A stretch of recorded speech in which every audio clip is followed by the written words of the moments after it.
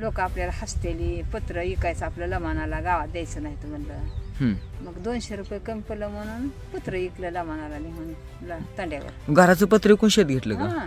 घरावरच पत्र विकलं. सातू हुलग बरबड खाल्लं. दुष्काळ पडलेला होता 72 साली. आई बापाने एवढं लहानपण लग्न कसं काय केलं? पहिलं पैसे घेत होती लेकीचं. मग तुझं पैसे घेतलं होतं काय? मग आमच्या वडिलांनी 200 रुपये घेतलं होतं. चौघी बहिणीचं 200 घेतलं पण पुन्हा शेत नावचे केलं. पुन्हा 5-6 एकर तिघीचे चौघीचे नावचे. भाऊ नव्हता आम्हाला. 100 रुपये महिन्याला सासवीत होते आणि देत होते गपचिप.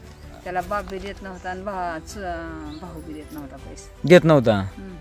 पैसे नाही तर कुठलं द्यावं म्हणायचे. आणि आपलं रुपया करून सासवून 100 रुपये महिन्याला सासवायचे आणि ती बारशीला द्यायची. दुसरं कवा मेल ती मोहन बापू नेमता होता तवा पेत होता मड्यावर तवा मेलला सासू मला काय माहित आहे. मग हे तर लग्न झालं तुला कळत नव्हतं? मग त्यावेळेस खाऊ पिऊ कोण घालत होतं? आई बापाकडे राहत होते कोण घालते? मग लग्न होऊन आई बापाकडे माघारी गेली काय? मग काय ते इथं राहत होते काय? मी शनिवार तर नांदा आले नव्हते. मग आपलं हलकी लग्न करत होती. पहिलं काय होतं? काय नव्हतं पहिलं. एकाचं भात शिजवून निस्ता करत होती भात आमटी खायला. इतकं हे पहिलं होतं. रोजगार होता 3 कुळी अदगोर जवारी अदगोर. बाप म्हणला पैसे घेतलं पण शेत देतो